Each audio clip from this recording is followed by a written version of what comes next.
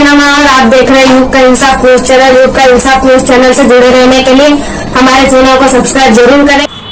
Corona काल की भयावह स्थिति से जूझते हुए कांग्रेस विधायक संजय शुक्ला फरिश्ताबंद कोरोना पॉजिटिव मरीज एवं उनके परिजनों की मदद के लिए पूर्व मंत्री सज्जन सिंह वर्मा, शहर कांग्रेस अध्यक्ष विनय बाखलीवाल, विधायक विशाल पटेल सहित कांग्रेस नेताओं के साथ निस्वार्थ भाव से मैदान जंग लड़ रहे हैं। लेकिन सत्तारूढ़ भाजपा के नेताओं को उनकी निस्वार्थ सेवा संभवतः रास नहीं आ रही है। यही कारण है कि भाजपा के कद्दावर नेता के पुत्र एवं विधायक आकाश विजयवर्गीय भी अब बहती गंगा में हाथ धोने कूद पड़े हैं। वे सुपर स्पेशलिटी हॉस्पिटल में विधायक संजय शुक्ला द्वारा भेंट की जाने वाली ऑक्सीजन मशीनों पर कांग्रेस नेताओं की तारीफ कर रहे हैं। दूसरी ओर उन्हीं कांग्रेस नेताओं के नाम लिए बगैर वे मीडिया के सामने चर्चा करते वक्त आरोप भी लगा रहे हैं कि भाजपा नोटंकी और प्रचार प्रसार में विश्वास नहीं करती है। इस प्रकार की बात करना विधायक आकाश विजयवर्गीय की मंशा स्पष्ट जवाब दे रही है कि कांग्रेस जनसेवा नहीं बल्कि नोटंकी कर रही है। भाजपा विधायक विजयवर्गीय की इसी टिप्पणी से कांग्रेस विधायक संजय शुक्ला को इतनी ठेस पहुंची कि उन्होंने इंदौर प्रेस क्लब में पत्रकार वार्ता में आंसुओं के साथ कहना पड़ा कि विरोधी दल के लोग मुझ पर नोटंकी करने का आरोप लगा रहे हैं। अगर जनता और पत्रकार साथी यह कह दें कि वे नोटंकी कर रहे हैं तो मैं घर बैठ जाता हूं। विधायक संजय शुक्ला ने भाजपा के आरोपों से आहत होकर तथा प्रदेश सरकार एवं जिला प्रशासन की हठधर्मिता के खिलाफ आत्मदाह करने तक की घोषणा कर दी है। आप सभी को प्रणाम करता हूँ। मैं तो दरअसल यहाँ पर ज़्यादा से ज़्यादा बेड्स कैसे बढ़ाए जा सकते हैं, आप सभी मीडिया के साथियों को जानकारी होगी कि माननीय कैलाश विजयवर्गीय जी ने अभी अमित शाह जी से और गुजरात के माननीय मुख्यमंत्री जी से और अनंत अंबानी जी से बात करके 60 टन ऑक्सीजन प्रतिदिन रिलायंस ग्रुप इंदौर को दे ये सुनिश्चित किया है। अब से 100 टन ऑक्सीजन गुजरात से हमें रोज मिलेगी, ये तय हुआ है। तो अभी तक जैसे सुपर स्पेशलिटी हॉस्पिटल है, यहाँ पर बेड्स और बढ़ सकते थे, मगर ऑक्सीजन की कमी की वजह से हम लोग नहीं बढ़ा पा रहे थे। MTH में बेड्स बढ़ सकते हैं मगर ऑक्सीजन की कमी की वजह से नहीं बढ़ा पा रहे थे। तो ऐसी जगह बेड्स अब बढ़ सकेंगे। तो मैं तो दौरा करने आया था कि कहाँ कितने ज़्यादा से ज़्यादा बेड्स बढ़ सकते हैं, मगर इतना अच्छा काम संजय भैया ने यहाँ पर किया है। हमारे कांग्रेस के साथी विशाल भैया, आदरणीय बाखलीवाल जी, जीतू भैया, पूरी टीम ने यहाँ पर ऑक्सीजन की मशीनें डोनेट की है। तो मैंने सोचा क्यों ना इस नेक काम में मैं भी इनका उत्साहवर्धन करूं, इसलिए मैं यहाँ पर अभी उपस्थित हूँ। मैं संजय भैया और पूरी टीम को, विशाल भैया, जीतू भैया, विनय भैया और पूरी टीम को इस नेक काम के लिए बधाई देता हूँ। और आगे भी आप इस तरह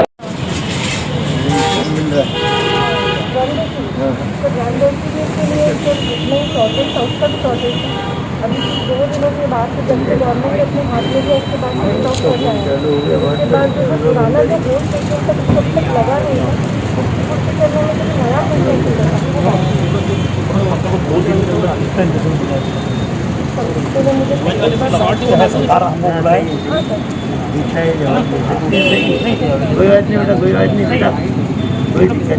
भारतीय जनता पार्टी लोग बोल रहे हैं नोटंकी कर रहा हूँ, मैं नोटंकी कर रहा हूँ तो मैं अपने घर बैठ सकता हूँ। आप बोले मैं अपने घर बैठ जाऊंगा, मैं तुम भारतीय जनता पार्टी के लोग मुझे बदनाम कर रहे हैं। और मैं आप देखिए, जनता देख रही है, जनता इसका जवाब देगी।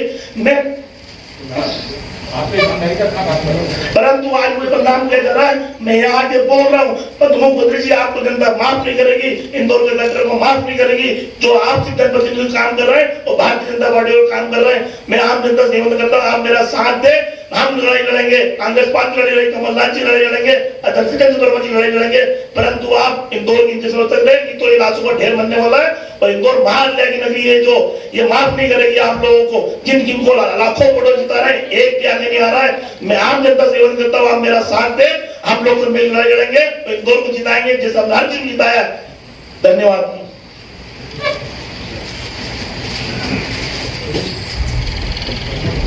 क्योंकि मेरी जनता मेरी भगवान है। इंदौर का मेरी जन्म लिया है, इंदौर के लिए मुझे जो कुछ करना पड़ेगा, क्यों उनके कारण मान सम्मान मिला हुआ, क्योंकि इंदौर शहर की हकार हर परिवार का, किसी के कल ही एक परिवार के उसकी माताजी एक्सपायर हो गई है, उनकी पत्नी एक्सपायर हो गई है, उनका बच्चा एक्सपायर हो गया है। तो ऐसी स्थिति आ गई है, लोग अब खाने के लिए नहीं मर रहे हैं, उनके परिवार मर रहे हैं। तो ऐसी स्थिति आ गई है, कभी इन लोगों की व्यवस्था नहीं हुई। 2-3 दिन के अंदर मैं उनके साथ, कभी मैंने आत्महत्या करी इंदौर शहर में, कभी मैंने आत्महत्या, तो इंदौर शहर कूद के मरने लग जाएगा। ये आदरणीय मुख्यमंत्री जी को चेतावनी देना चाहता हूं और इंदौर के प्रशासन को चेतावनी देना चाहता हूं। कभी ऐसा कोई किसी ने मरा तो सबसे पहले कूदने वाला, मरने वाला मैं आदमी होऊंगा, क्योंकि मेरे लिए जनता है, मेरा परिवार बाद में, पहले जनता है। मैंने आपको पहले ही बताया कि मेरा खुद का बेटा सागर शुक्ला लगातार अस्पताल में भर्ती है।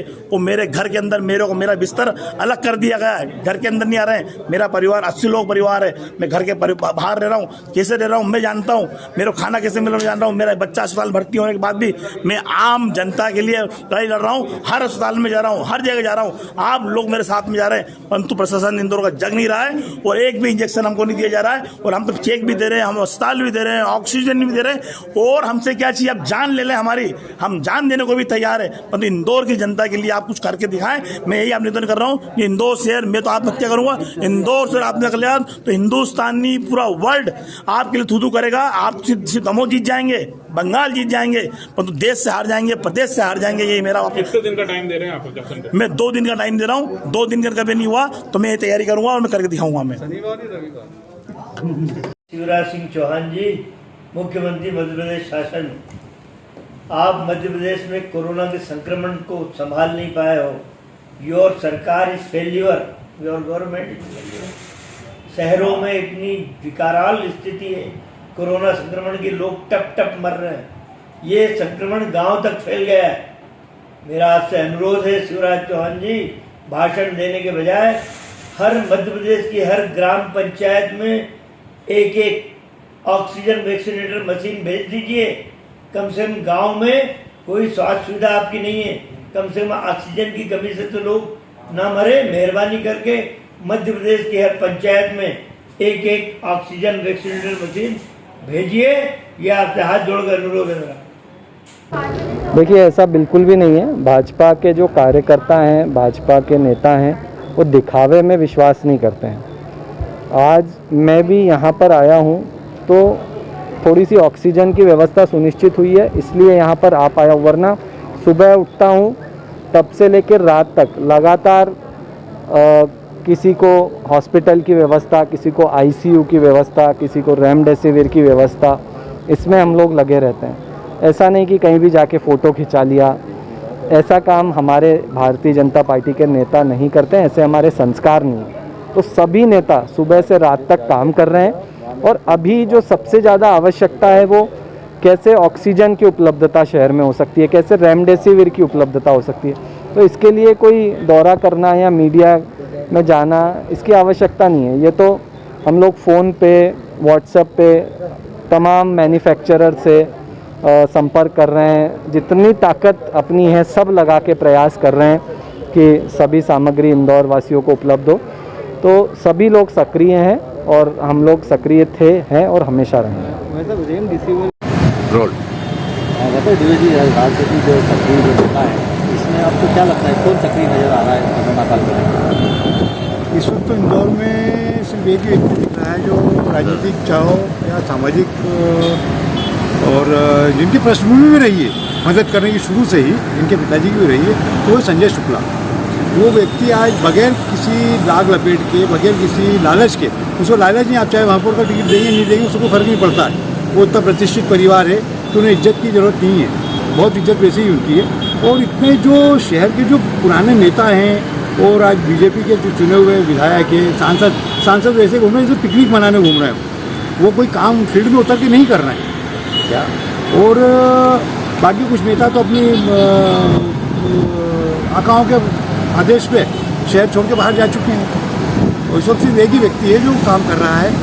कांग्रेस में भी सिर्फ 2-3 व्यक्ति हैं जो इस वक्त काम कर रहे हैं, बाकी सब वो अपने अपने कोरोना के डर से घर में घुसे हुए हैं। आज संजय शुक्ला जी की प्रेस कॉन्फ्रेंस दी, उन्होंने बड़ी भावुकता के साथ में यह कहा कि भाजपा वाले, विपक्षी दल वाले जो है सत्तारूढ़ पार्टी के, वो नोटंकी करने का आरोप उन पर लगा रहे हैं। इस बारे में आप क्या कहना चाहेंगे? नहीं, कोई नोटंकी नहीं। नोटंकी तो ये लोग करते हैं, ये लोग नोटंकी करते हैं कि अपनी जेब से कुछ नहीं करते हैं, सिर्फ आप पर हमको लूट के और व्यापारियों को लूट के और भंडारे, भोजन भंडारे और सारे झांकीबाजी करते हैं। बाकी वो व्यक्ति जो है अपनी जेब से कर रहा है, किसी से रुपया नहीं मांग रहा है। और अगर मेरी इच्छा है तो मैं देना चाहूँ तो उसके लिए मना भी नहीं करते हैं वो। बाकी हाँ, ये है कि आज के समय में तन मन धन से वो व्यक्ति लगा हुआ है। और इतना देखो, उसके बाद क्या स्थिति, क्या उनके पिताजी सीरियस हैं, उसके बाद भी वो उनको छोड़ के और फील्ड में घूम रहे हैं। कहीं ना कहीं फिर भी इस पर आरोप लगते हैं कि आप नोटंकी नहीं, तो ये तो आरोप तो लगाने का काम है साहब। आरोप तो जो अच्छा काम करेगा, देखिए जो गलती करेगा वही सुनेगा भी, जो नहीं करेगा वो क्या सुनेगा। तो वो आरोप तो लगते रहते हैं, आरोप में कोई फर्क नहीं पड़ता, आरोप में उनको भी कोई फर्क नहीं पड़ता है। वो सिर्फ पब्लिक को देख रहे हैं, उनके लिए कोई ना कोई रिश्तेदार है इस वक्त, ना कोई पार्टी देख रहे हैं वो, ना जात समाज देख रहे हैं। वो तो जहाँ भी जा के घूम के एक हॉस्पिटल को देख रहे हैं। आज वो इतने भावुक हो गए कि उन्होंने आत्मदाह तक की घोषणा कर दी है। तो है ना, व्यक्ति जहाँ जो हॉस्पिटल में जाके स्थिति देखते हैं तो आदमी का मन होता है पसीना, आप हम जाएंगे, तो अपना मन भी द्रवित होता है क्या। तो ये जो कहते हैं नाटक नोटंकी, ये नाटक नोटंकी वाली चीज़ नहीं है। वो व्यक्ति दिल से कर रहा है, उसको तड़प है, काम करने की तड़प है। आज वो लोग चाहते तो इनके परिवार में पहले, अभी तो नेतागिरी पहले नेतागिरी में उतरे जिनको कोई पोस्ट मिली है।